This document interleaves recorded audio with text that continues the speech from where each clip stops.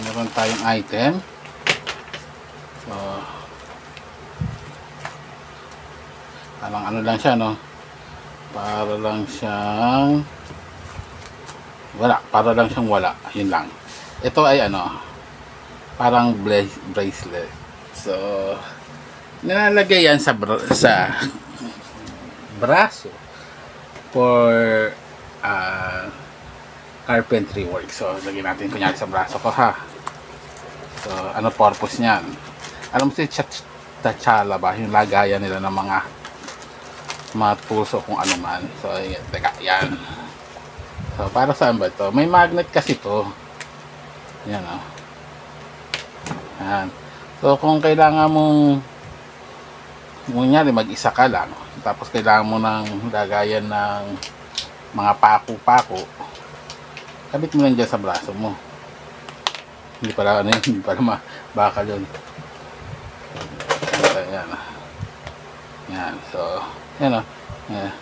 So pick up mo lang. Yan. Yan. So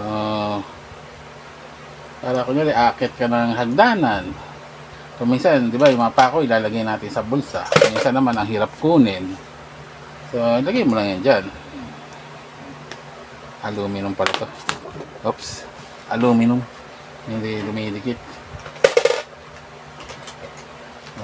Ito ba? Yan.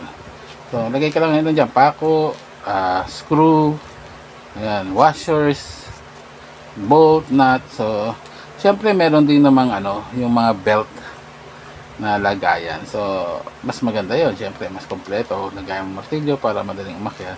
So pag simpleng ano lang naman kasi, kunya cabinet, picture frame lang naman papakuin mo. Kasi yung iba, di ba, nilalagay sa bibig yung pako, eh malunok nyo yun, matusok kayo sa lalamunan. At least ito, ididikit mo lang ganyan.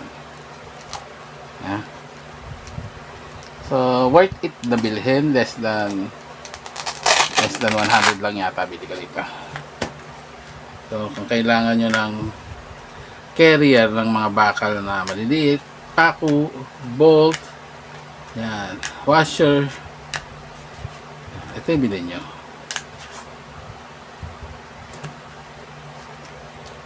So kung mahilig kayong mag-DIY sa bahay, hindi na masamang meron kayong ganito. Worth it, actually worth it. Okay, until next video. Bye bye.